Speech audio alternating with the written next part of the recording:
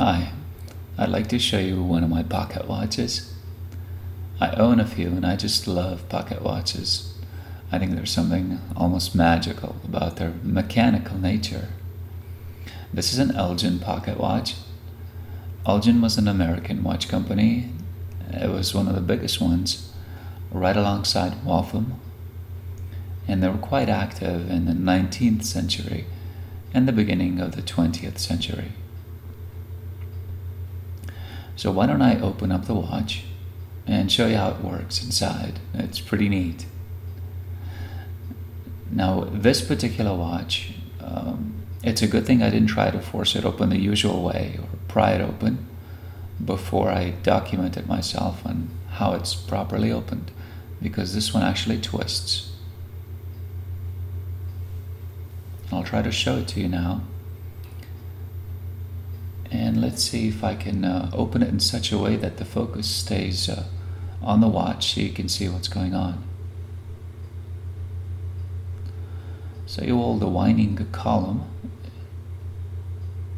and you start to twist off the faceplate. Now I opened the watch before and I didn't tighten it too hard before, so I wouldn't have to struggle now. But that's how you open it.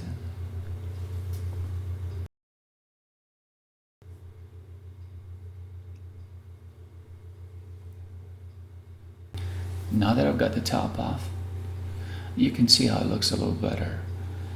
The faceplate, the plastic in the faceplate has yellowed with age, and it's got little tiny scratches on it. And so you couldn't see the dial before, but now you can. The dial is porcelain. It's got a little crack at the top, but that's okay. I love porcelain dials. I think they're so classy.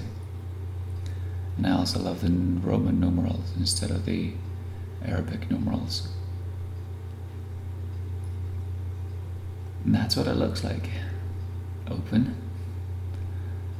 But of course you're probably wondering what the mechanism looks like. That's also pretty neat. So why don't I show you?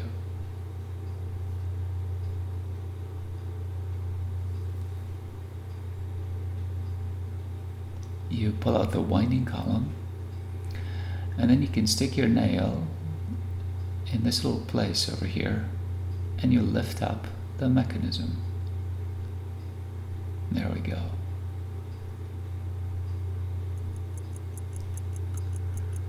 And that's the mechanism of the watch. It's pretty neat, right? It is an amazingly thick case and heavy. The case itself has a serial number of its own, and it's patented, apparently separately from the mechanism. The story with Elgin is that they didn't make the cases for their watches. They contracted out with a company, and they're the ones that made the cases. In this particular case is a stag inlaid on the back, as you can see here. It probably has something to do with hunting.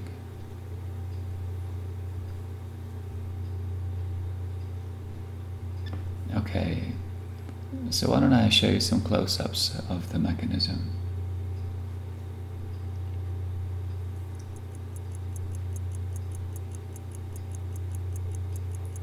So there's the mechanism.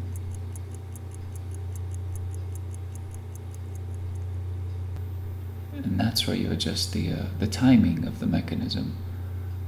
In case it runs fast or slow, you move that up or down to adjust it.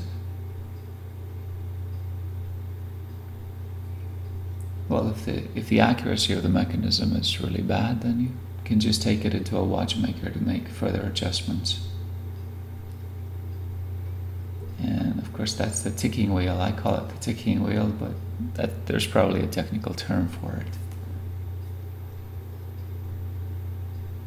And it's beautiful.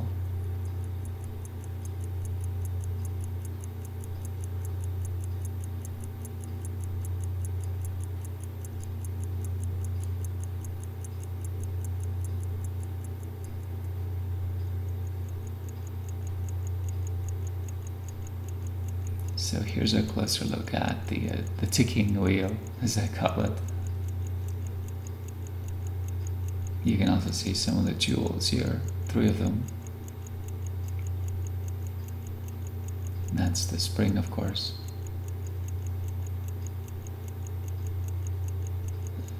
Yeah, I noticed the engraving work on the arm that holds the ticking wheel.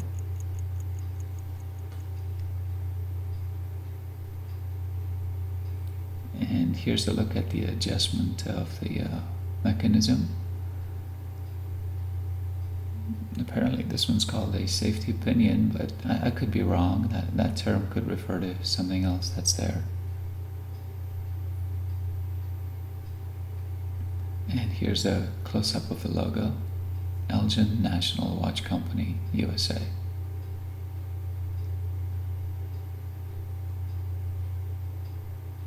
And here's a look at the engraving.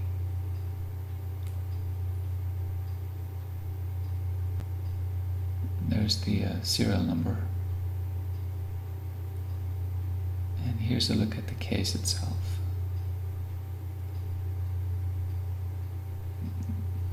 It says here, patented trademark number 3358. I'm not sure if this is a serial number or model number of the case. And there's some scratches or markings on the case. I can't decipher them. There's some numbers, some letters.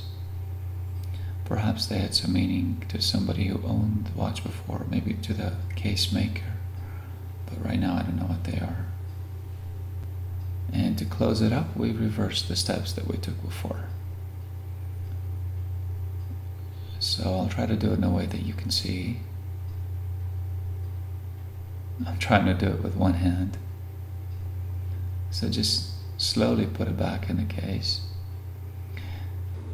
Now, if it doesn't fit properly back in its case, which has just happened here, that's because you need to twist the winding column slightly.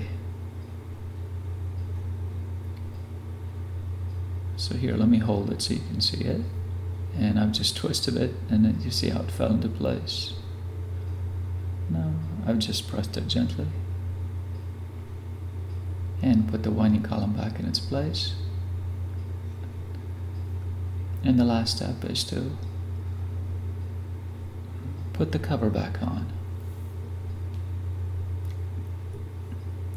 If I can just pick it up off the table, there we go. So I'm going to put it on. See? Just twist it back gently. Got to be careful so you don't ruin the grooves. And there we go.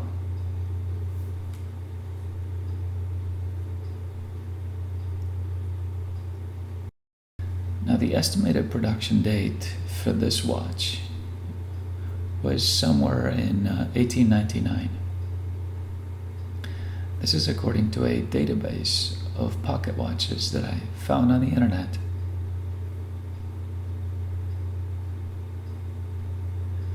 Among the other data that I got from that website is the run quantity of this particular model. They made 1,000 pieces of this.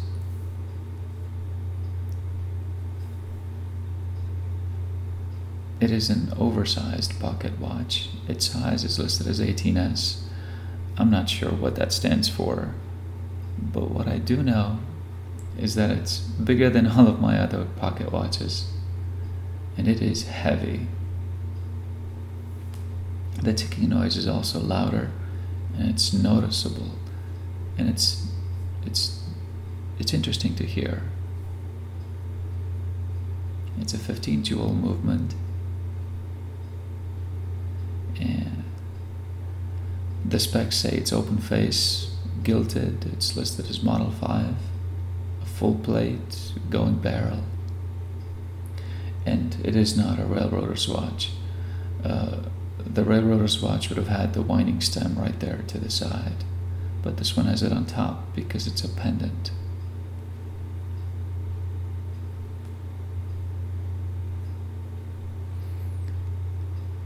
The particular movement that this watch has is a grade 145. And according to that website, Elgin made 19 total runs of this particular grade.